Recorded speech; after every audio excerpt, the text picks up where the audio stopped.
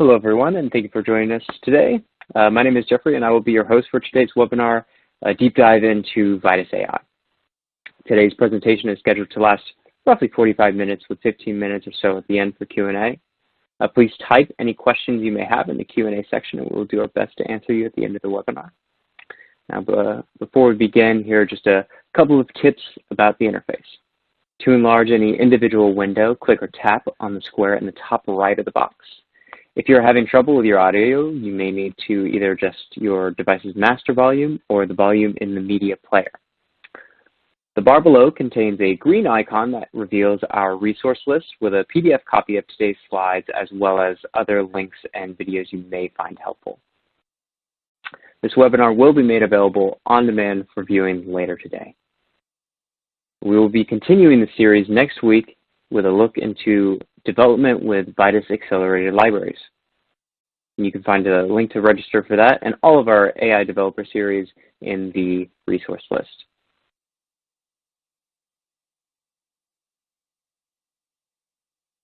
Now, before we begin, we would like to give a quick thank you to all of our partners and ATPs who have really helped us make this event and all of our developer series possible. And with that, I'd like to hand the ball over to Fan to begin the presentation. Take it away. Hello, everyone. My name is Fan Jiang from Xilinx Software and AI Technical Marketing. First of all, thank you for participating in this webinar, especially at this tough period. I wish all the best to you and your family, so just stay safe and healthy. Back to this session, it will be a deep dive of Vitis AI. If your interest or application is AI related, I hope this session works for you.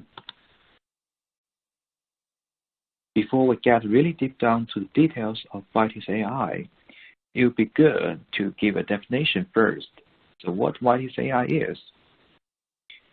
And to my experience, when I give presentations about Vitis AI, most questions I've been asked is like, do I need to install Vitis first to enable Vitis AI? The answer is simply no, you don't have to. Then the following questions were more like, then what's the relationship between Vitis AI and Vitis? Okay, so today we can just start from here to talk about Vitis first. Vitis is a development kit for software developers to do hardware development. The traditional FPGA users are more hardware developers. They know FPGA well, they know RTL, they know how to use the hardware programming languages like VHDL, Verilog to do FPGA programming. And today, we are trying to enable more software developers to program FPGA. No matter you are doing front end, doing back end, no matter you are doing embedded software or doing application level software, you can all use the Vitis development kit to program FPGA. And in order to make the Vitis more software developers friendly, we have provided a series of advanced libraries. For example, the vision libraries, the finance libraries, and Vitis AI is simply one among them. Actually, Vitis AI is more than some advanced libraries. Now I would like to define it as the title here, the Unified AI Inference Solution Stack. The unified here could be extended from two aspects. The first one is the unification of the framework. Currently, Vitis AI supports Caffe and TensorFlow, which means no matter your application you're doing, no matter what kind of model backbone you've used, and no matter what kind of data set you have trained, as long as you belong to Caffe or TensorFlow, you're able to use the Vitis AI to do quantization, compilation, and implementation. The second aspect is unification of the platforms. I don't know how many of you have used the DNDK or XFDN before. They were totally different architectures. And DNDK is the official solutions for the ad platforms, while the XFDN is for cloud. And they have been unified now, and both under this Vitis AI brand. And 2 weeks ago, we have released the Vitis AI version 1.1, and the PCIe board U50 has joined the Vitis AI family. So now, for PCIe boards, we have support U50, U200, and U250. The Vitis AI, from top to bottom, could be distinguished into several parts: the Model Zoo, the AI quantizer, the AI compiler, AI library, AI profiler, and DPU. And in the following slides, I will do a more comprehensive introduction to each of them.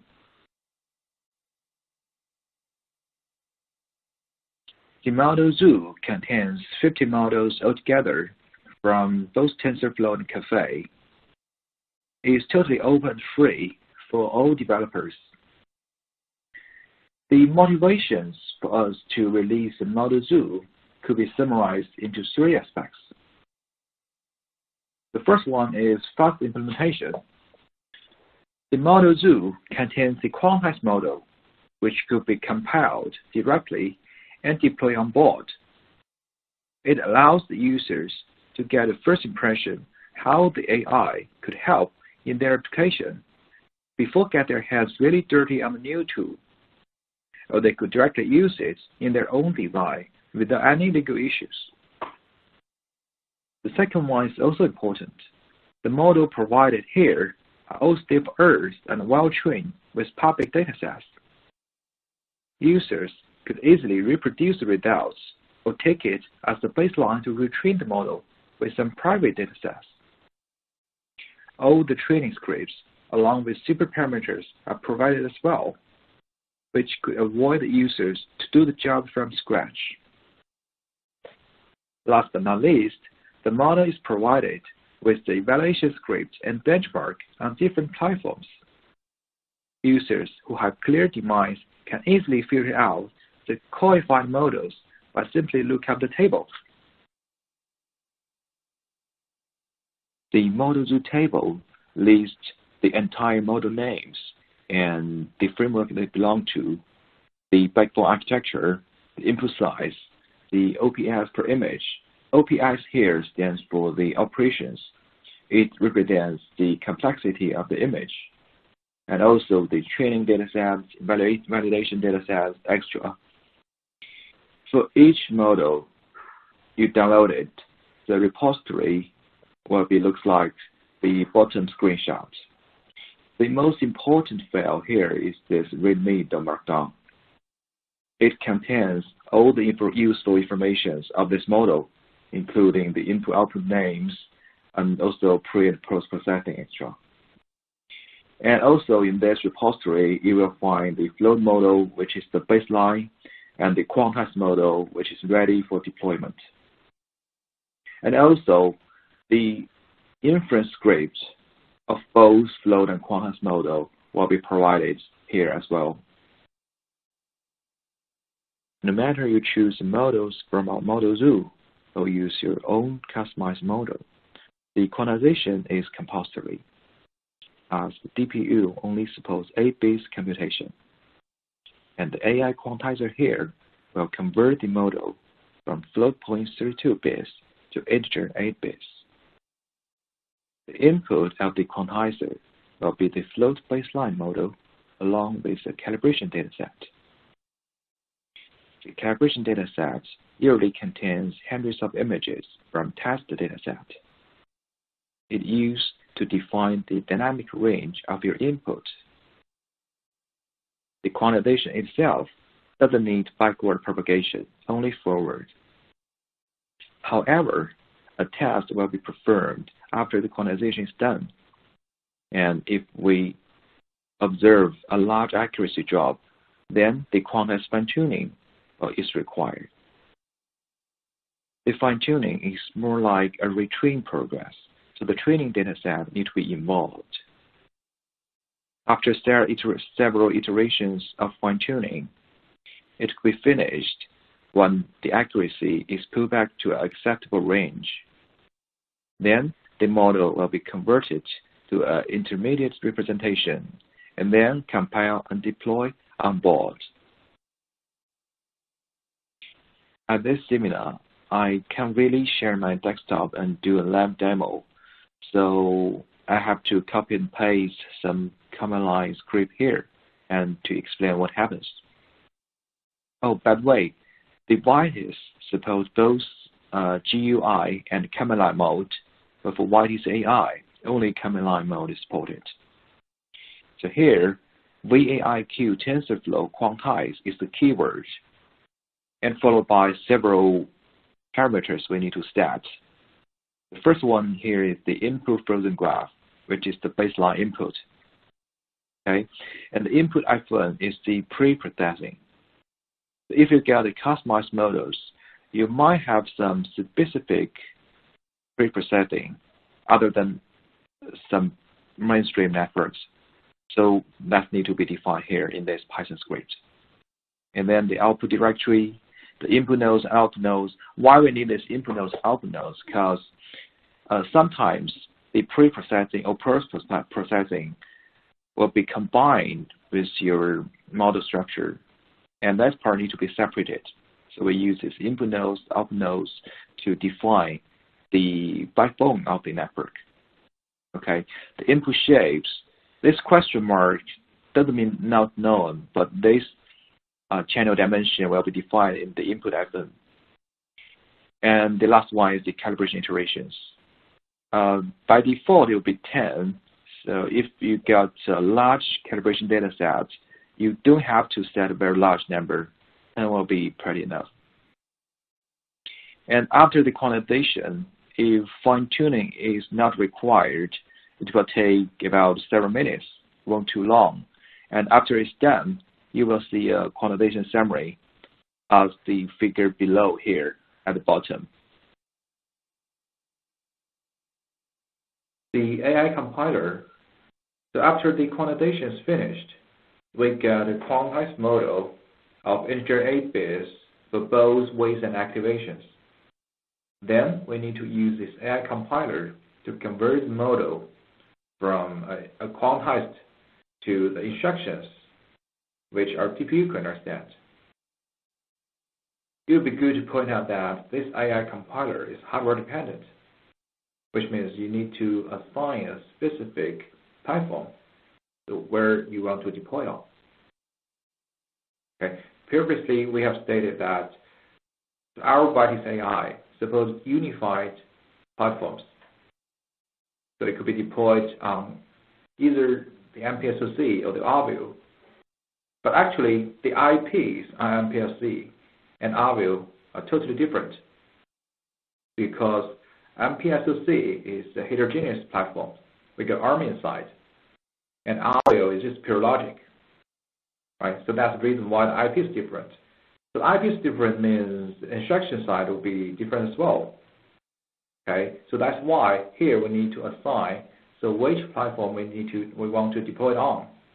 So then the compiler could generate the instructions correspondingly.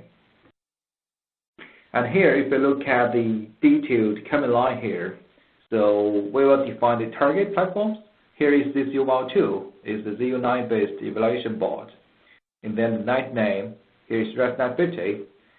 Actually, it could be anything, as long as it's a good hint for you to remember, so which network you're currently compiling, right? And then the deployed, the output path directory. And the most important thing is here, so there's a JSON file. It contains some hardware information which will be generated during the hardware integration process, no matter using Vivado or Vitis. Okay, so after this compilation is finished, you will see a summary table like the figure on the bottom right. It will state your kernel name, your model size, parameter size, and working loads, etc. Okay, so this information is required on the deployment stage. And some people may ask, you got different IPs on cloud and edge, and you got instructions different on cloud and edge, then how you could achieve a unified platforms in Vitis AI? The answer is in the runtime level. Okay, we got unified runtime. So all the Linux devices has been managed by the XRT, which stands for the Linux runtime. And above XRT, we got Vitis AI runtime. And here we define 5 runtime APIs: the execute, the wait, get tensor formats, get input tensors, and get output tensors. Okay, these 5 APIs will be enough to deploy any deep learning models on the GPU. These APIs may not give you the best performance, but it will help you on the early phase when you're not sure which board you're going to use, or which chip you're going to use, or even which GPU architecture you want to apply. You can simply use the same deployment codes and reuse it on any GPU platforms. Okay, all you need to do is recompile the model with AI compiler. Okay, here is the code fragments for how we're going to deploy a Raspberry 50 network on DPU by using this Vitis AI runtime unified APIs. So I won't explain the code line by line, but I will definitely show you some key architectures of this deployment. At the very beginning, we define the model directory here. The model is the instruction set, is the output of the AI compiler. And then we will create a DPU runner. So each DPU runner will combine with one DPU core, which means if you got 3 DPU cores in your platforms, so it would be better to declare 3 DPU runners. Okay, otherwise, if you run your task with multi-threads, they're all running on single DPU core. And the middle part will be several tensor declarations. And that will be the pre-processing. Okay, we use the vision libraries to read the images in and do some computations like mean subtractions, the normalizations of the image crop, etc. And then we use this execute APIs to run the models on our GPU. Then the post-processing. Okay, we use these APIs to get the results from the GPU and to post-processing. So this is the typical deployment architectures that could be applied on any deep learning networks. The Vitis AI runtime more focuses on unification across platforms from cloud to edge. And above that, we have Vitis AI library, which provides some application-based high-level APIs, which more focus on the ease of use and optimization. The most important thing is the codes are fully open source. So if your application or area of interest has not been included in our library, you could also refer to the source code and develop your own. The general process of AI application is shown here. So first, we got sensor outputs. For a typical vision-based task, the sensors usually be a camera. So after that, we have some system-level pre-processing. Usually be the video stream encoding and decoding. And then we have some algorithm-level pre-processing, like the normalization, image recess. After that, the model has been deployed on the GPU for computation. And output will do some post-processing from algorithm level, and then some system level post-processing. So that's the typical workflow for general AI application. And among this, so which part the Vitis AI library could help is the areas inside these pink boxes. Okay, the Vitis AI library will provide algorithm-level end-to-end acceleration. The deep blue part, the pre-processing and post-processing for edge deployments, will be running on ARM processors. We could apply some technique like zero copy or neural acceleration to make it running faster. And we'll also provide some hardened IPs if the software acceleration doesn't work well. And the red part in the middle will be running our DPU. The Sonic's advanced scheduling technique will make sure the DPU is running with high efficiency. Okay. With all the parts cooperation, we'll provide an end-to-end optimized solution. And now let's look at some details of the AI libraries. So as stated previously, the bottom of the AI libraries would be the runtime level, a status runtime and Vitis AI runtime. And above that, we have some base libraries, like the DPMath, the XN post-processing. They contain some base mathematic libraries and some typical post-processing techniques here. And on the top level is the algorithm libraries. So we get classification. So no matter which backbone you have used, no matter it's a ResNet, it's a reception, it's a mobile net, it's a squeeze net, because all the pre-processing are very similar and the post-processing are exactly the same. So they could be combined together as a single category.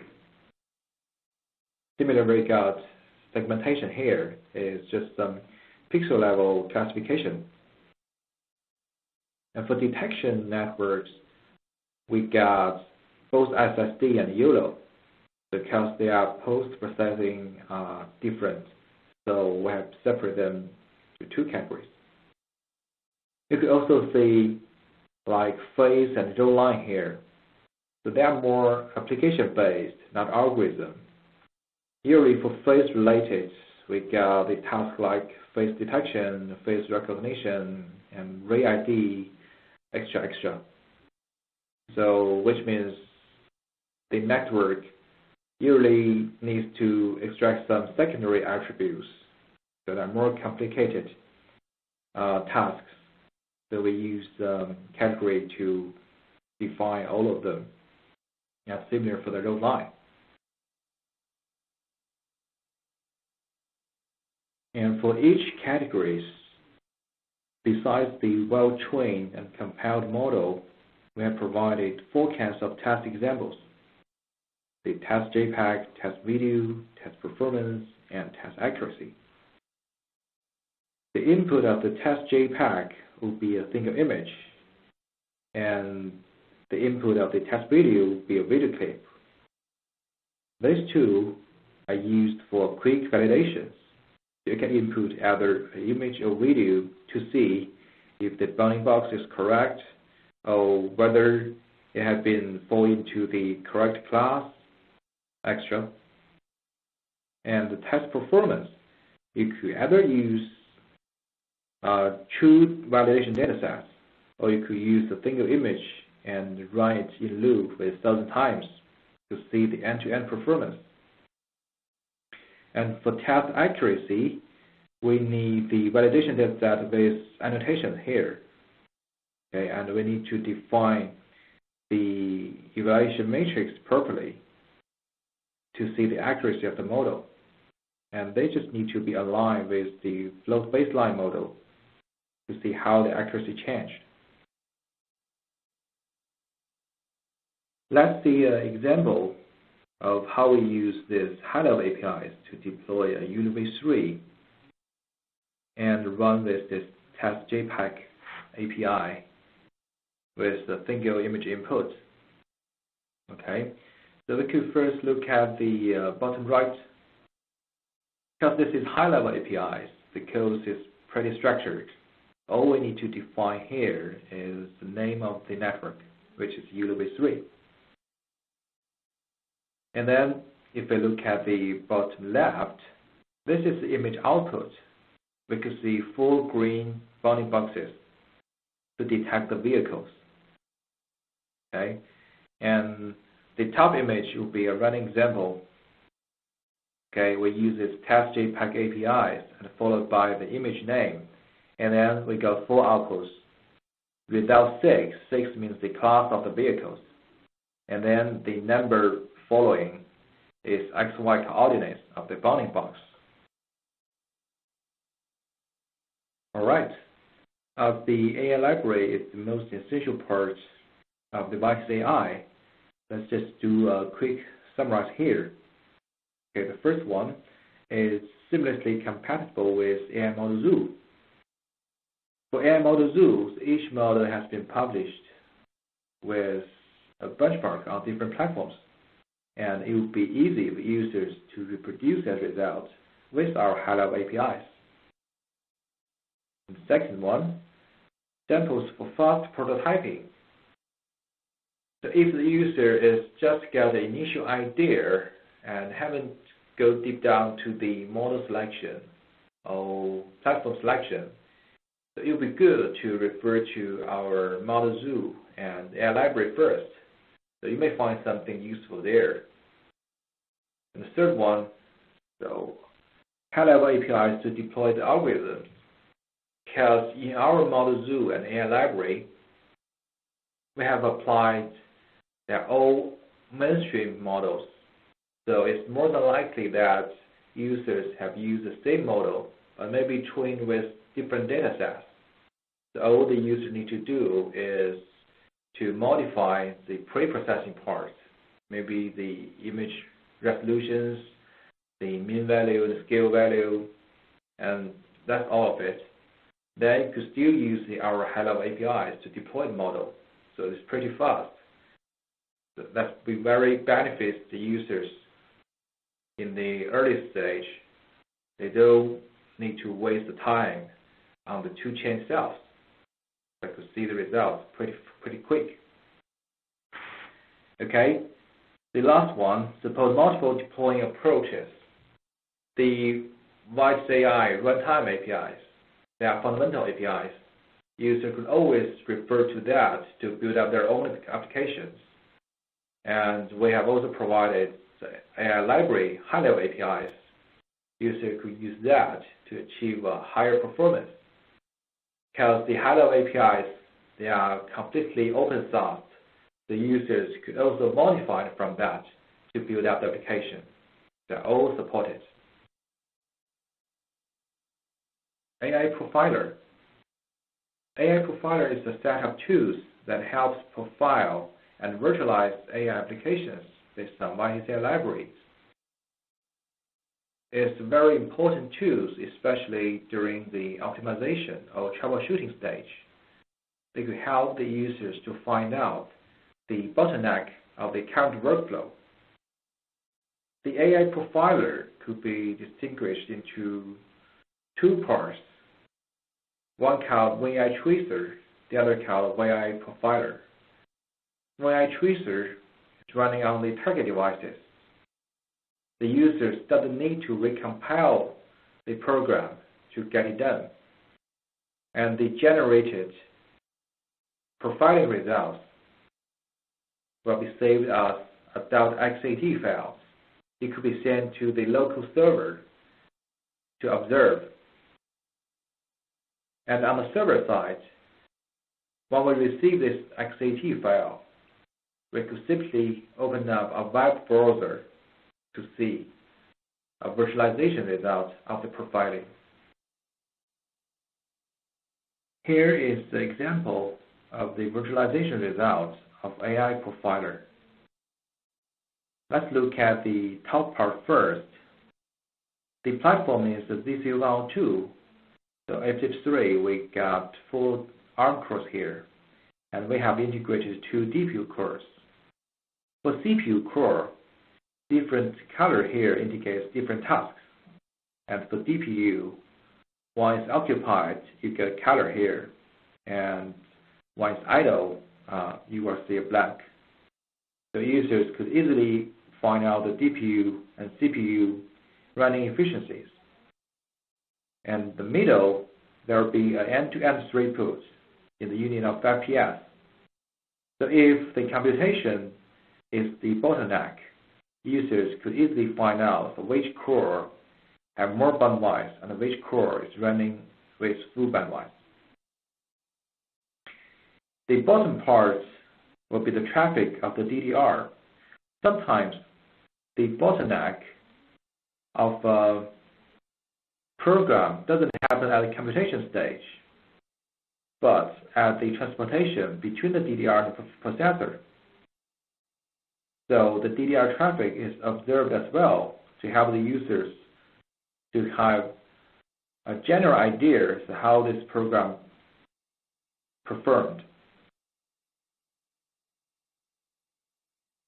Okay, now let's get down to the hardware overlay to talk about the DPU IPs. The DPU IPs is provided in the format of a TRD. Well, the TRD stands for the Target Reference Design. So the first goal of the DPU TRD is to demonstrate a step-by-step workflow and how to integrate DPU as a kernel. The ZCU102 platform is applied as a reference here.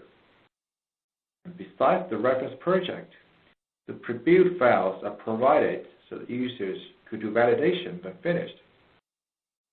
And secondly, the TRD contains a fully configurable IP which could be adjusted to fulfill your own design. The TRD not only shows demo how you could do it, but also tell you why you need to do that configuration, which means it shows the integration flow in an optimized way. The third one is about Vitis. Vitis is a native and powerful tool for software developers to do hardware FPGA design. So the TRD shows this new published evolutionary integration progress to users who may not be familiar with Xilinx devices. And the TRD architecture is shown as the left figure. The RTNL kernel is the most essential part here. The apps will be some models and related libraries which will be applied after the integration is done. Is used to quickly do the validations whether the IP has been integrated correctly. And in the project, we have both Vivado and Vitis project provided here, along with the pre-built image and configuration files. Users could select freely whether to use the Vivado or Vitis flow. Last but not least is our demo zoo. Xilinx has provided a series of demos at different application scenarios. On the left-hand side is an ADAS demo. So we could use a single network to achieve both detection and segmentation. And we can also achieve 4 channels, with each channel 25 frames per second, plus 1 channel for the row line detection, also in the real time. On the right-hand side is the multitask plus post-detection demo. It is used to demonstrate a low latency of our video processing. On the bottom part is the original videos, and the top part is the video after processing. This network has also been used in the ADAS scenario. The detection plus segmentation used to detect the road scenario, while the human gestures used to detect the people in cabin. And that's everything for the presentation. Thank you for listening. Users could download the Vitis AI tools through the link on the screen. And next, I will show you short videos to help you work through the utilization of the Vitis AI tools.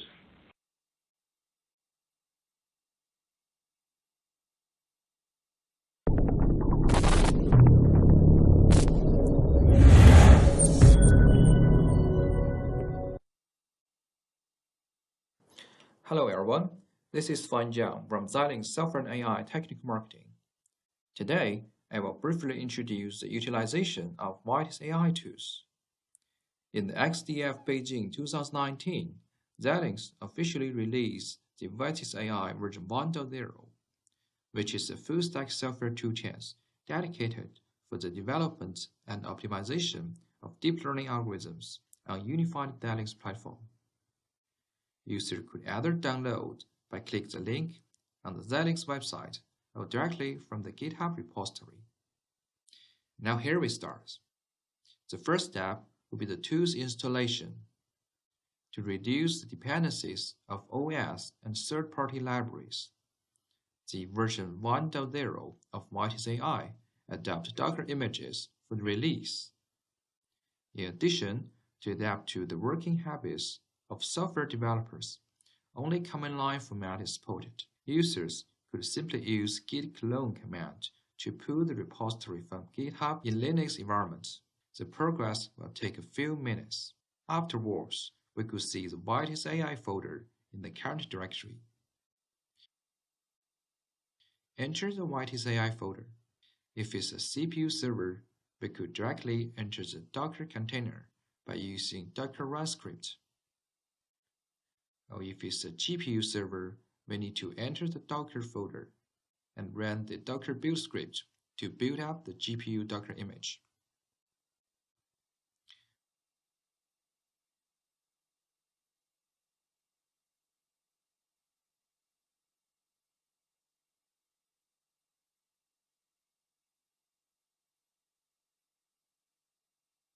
Build successfully.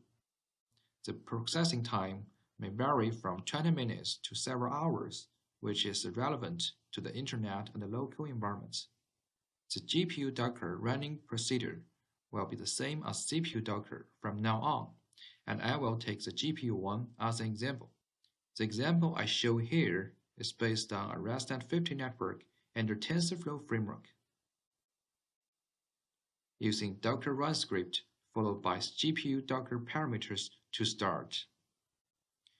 Then, user could see the big Vitis AI logo on screen. As the ResNet 50 here is under TensorFlow framework, we need to enter the TensorFlow Anaconda environment. Inside the ResNet 50 folder, the float graph contains the well-trained floating model with .pb and .checkpoint extension. The first step here is to use the freeze script to get the frozen graph.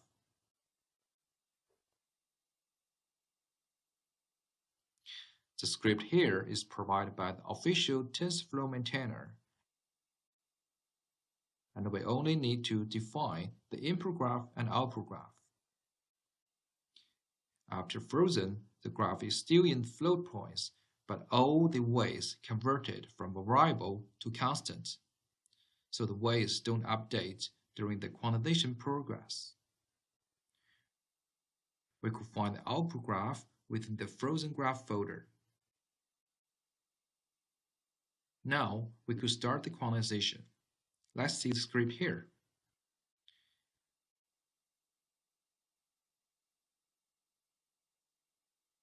VAIQ TensorFlow is the name of the binary, followed by the keyword quantize.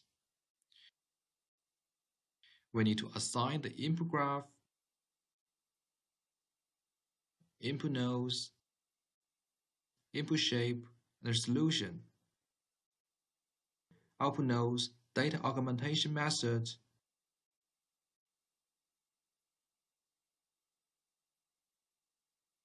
quantization method, GPU card number,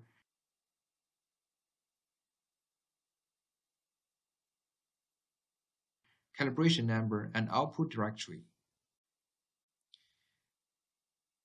The calibration number is set to 100 by default. It could be adjusted based on the number of calibration images and model complexity. When finished, we could find the output in the quantized graph folder. The next step will be the model compilation. The compilation is hardware dependent, so we need to assign the platform here. Let's take ZCU102 as an example. In the script, we need to give a name to the model. Assign the GPU architecture here.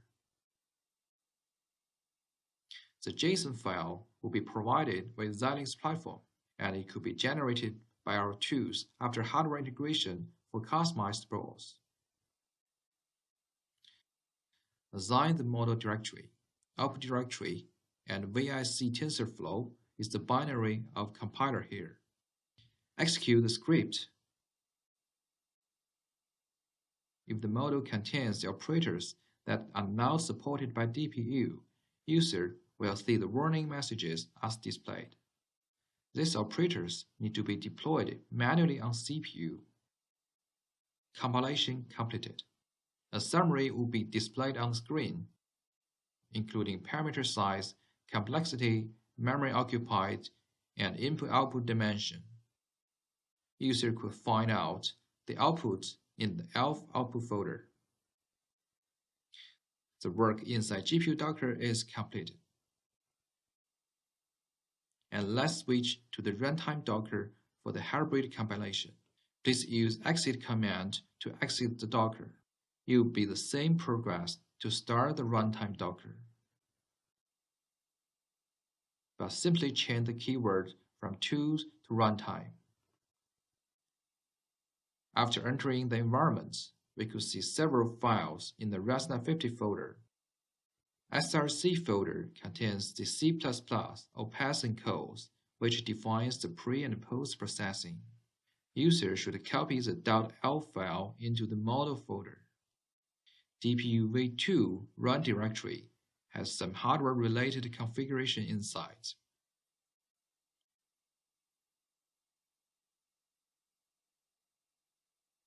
After copying the L file in, let's recompile the project. The progress will take tens of seconds.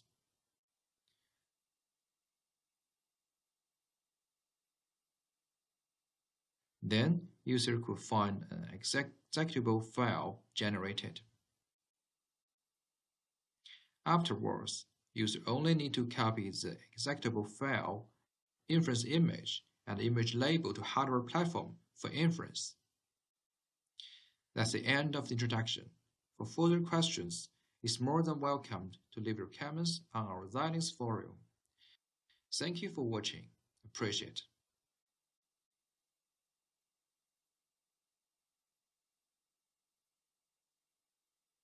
Thank you, Fan. And now we're going to move into a time of Q&A.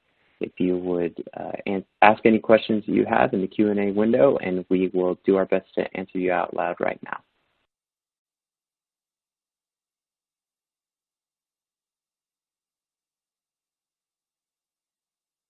Okay, thank you, Jeff.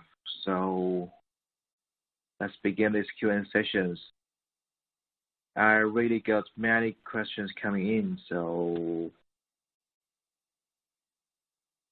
okay, I will just pick up some frequently asked ones to answer. Okay, I see many people ask, so which platform the Vitis AI currently supports? Does it support with ZCU106 or support with ZCU104? So actually, there is no limitations for the Vitis AI libraries to running on Xilinx brand boards or customized boards. But first things like we need to have the hardware platform first, and Xilinx has provided the open source platform for ZCU102 and ZCU104, but not ZCU106. So if you want to use the Vitis flow, and you have to create the ZCU106 platform first, and then integrate GPU and to use our Vitis AI. So it would be more easier to use our Vitis AI with 102 and 106. So for 106, it's also supported, but maybe a little bit complicated. And also for the customized boards, Xilinx provides in-depth tutorial to help you to work through how to create platforms and run Vitis AI.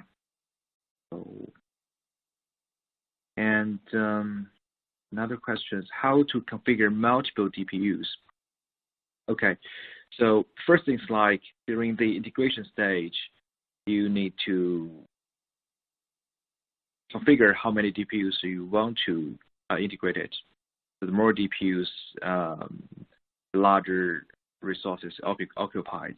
So it just depends on how much resources left in your design. And then to run with multiple DPUs, you need to create multiple DPU runners. If only one DPU runner has been declared, so even you run with multitask, only one core has been enabled.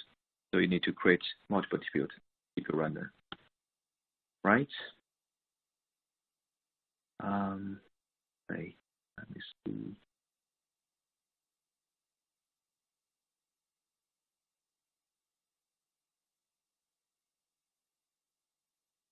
Have this LSTM. LSTM is not currently not supported. Currently, only CNN-based models in our model zoo. So LSTM, BERT, RNN models probably in the release at the end of this year. So probably half years later, there will be more non-CNN models supported. Okay.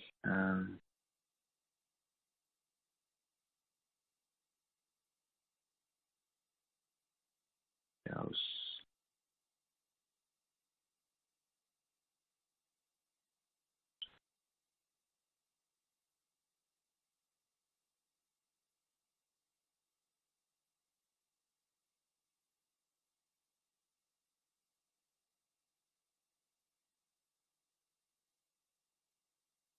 Okay, is it possible to use Vitis AI within a custom analytics project?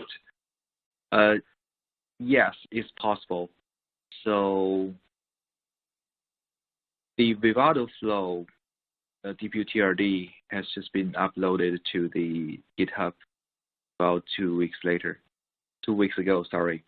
So you can just follow that TRD to use Vivado and Panalinux, integrates DPU and use Vitis AI. So yes, it's supported. Okay. Is Zinc 7000 family supported by Vitis AI? Well, actually, it's supported. The IP is supported on the Zinc series board, but it's just not recommended to use Zinc board to do AI applications, as there are some pre-processing, post-processing parts need to be done on the ARM cores.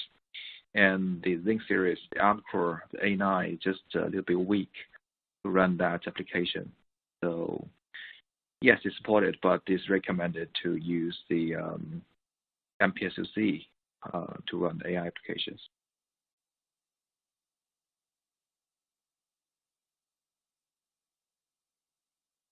Any plans on training accelerations? No, we're only doing inference, so the training is not included. Are the pre and post processing preferred non-CPU?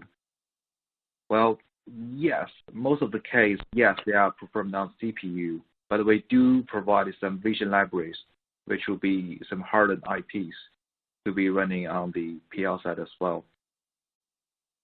So that could be considered as the hardware acceleration. So do you have a roadmap for the LSTM, GRU, and other modern models? Yes, it could be end of this year. So yeah.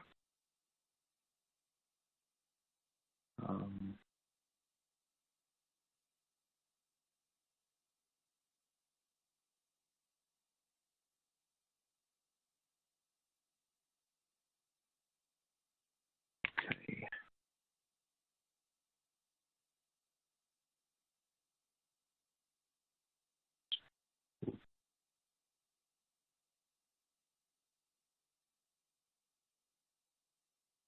How do you deal with a layer not being supported on DPU, like the softmax in the example videos?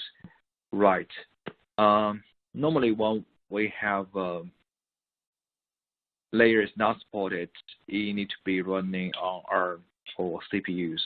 But for softmax, we have provided the IPs to running Max on the PL side. And also the softmax has been integrated with our DPU. So softmax is a particular case.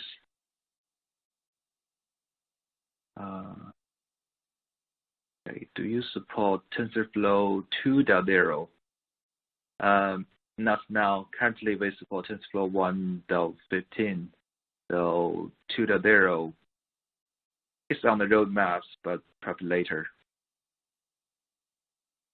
It's an ELF is generated after quantizing and accompanying and is placed on board the fails low DPU kernel. What could be some possible causes for this type of issues?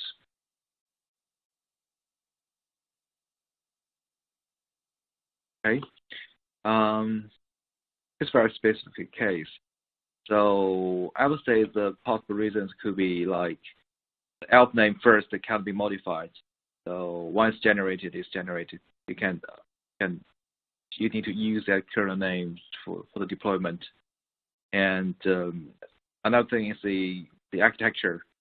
So the architecture you compiled need to match the real hardware configuration. So if it's mismatched, you will get some error there. Okay.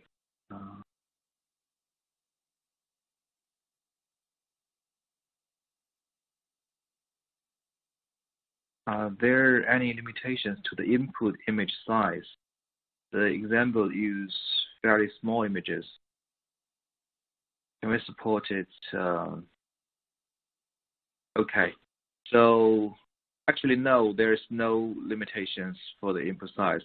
If it's a fully convolutional neural network, so you could use any size as inputs. But if you use HD images, for example, here you use like 1280 times 720 as example. So the larger the images, the more complicated, the complexity of the computation is increased. So that means the frame per second will be dropped a lot. So if your application is not that sensitive to the performance, so you could use a large images. So we use small images just to balance the accuracy and the performance. They always been trade-off. Yeah.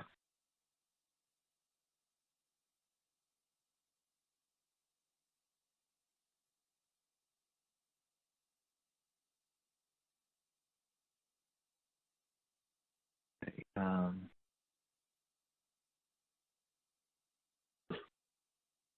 AI Pooner is not included in Vitis AI. Should I buy it separately? Well, yeah, you're right. It's not included, and we do provide some evaluation license. So you could use a trial version, and if you found it really benefits your design, your application, so yeah, you need to buy it separately. Any tutorials or complete design examples of using AI application? Well, yes, we do have several tutorials to running on different AI applications on the GitLab. I think we could provide some resource to the attendees. So yes, we do have that. We could provide it.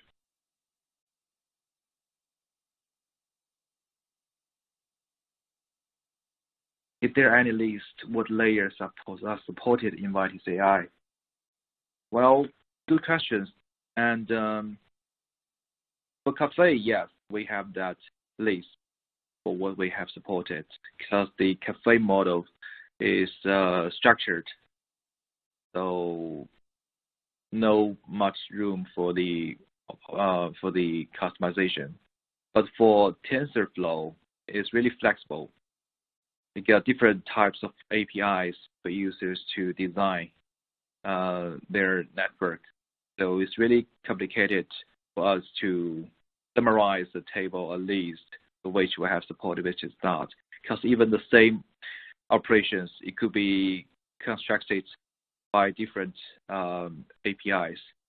So we don't have that. We have very basic tables in our user guides, but it's not a very comprehensive list. What about audio analysis models? No, only CNN models currently. Will quantized fine-tuning be supported by VIQ TensorFlow soon? Yes, actually, we have already got that EA versions. If you need this VIQ TensorFlow, it will be integrated in our next release, probably end of June.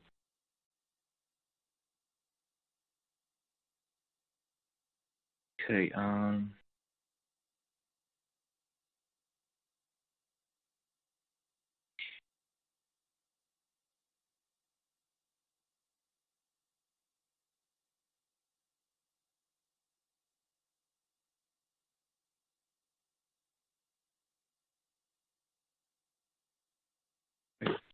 Is integer full or adaptive precision supported or on the roadmap? The answer is yes. So we do consider to change the current bitwise from integer A to integer 4 or even integer 2. But because the bitwise get even smaller, the accuracy drops a lot. So there needs lots of work from the training stage to deployment. So yes, it's on the roadmaps, but we could expect a demo soon, but maybe not a formal release.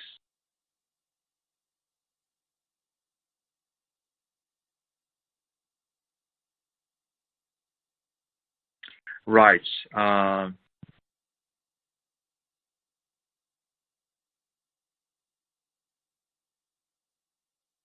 full shaping inputs. So I'm not really catch these questions. So our tools really supported with multiple input nodes, but even you get multiple input nodes, it should be all tied up to one image source, like one camera. So if you get multiple inputs, if you mean you got like 4 cameras, so they can't be processed parallelly. That means you need to come in one after another as a pipeline.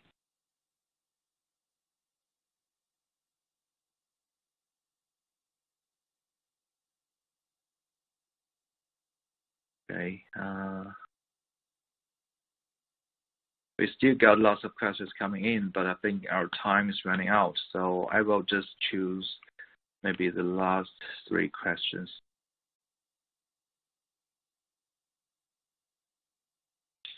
Is there any limitations on network outputs? Can user have, for example, 2 branches output dense laser? Yes. We do support multiple outputs. So, but in the training stage, you need to tie them up as a single loss function, right? But for the inference, yes, you can have multiple outputs, like the very classical detection model.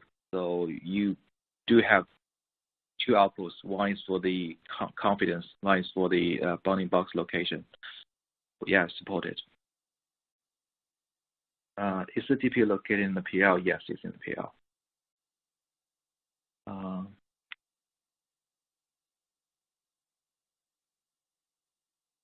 How can I optimize latency at Vitis AI flow? I found about that. Okay, the latency, that's a very good question. So to optimize the latency, first you need to find out where is the bottleneck. If the DPU computation itself is the bottleneck, then you may need to think about to use multiple core or use a larger GPU architecture. If the pre and post processing is the bottleneck, you can try our vision libraries to move the computation from ARM or CPU to the PL side. And if the bottleneck is the CDR transportation, then we maybe use lighter model or try the AI optimizer to make it lightweighted. So that's the suggestion I could give. Okay, maybe last questions.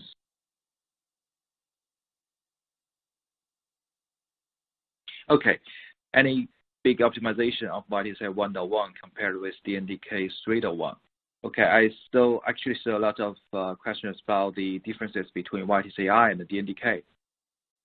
So the Vitis AI is more focused on unification for different platforms, and DNDK is really some legacy from previous DeFi products. So it's more focused on the edge boss.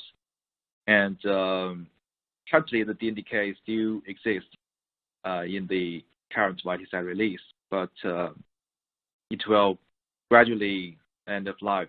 Probably next release, there won't be a DNDK.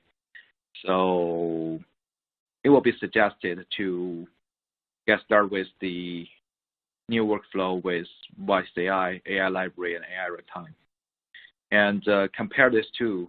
I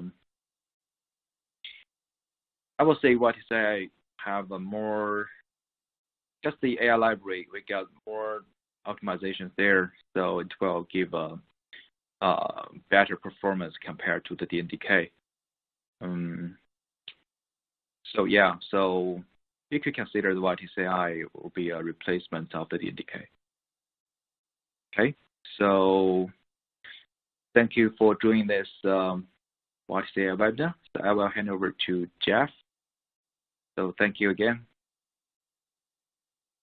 Awesome. Thank you so much. Thank you to everyone who has stayed along through the Q&A.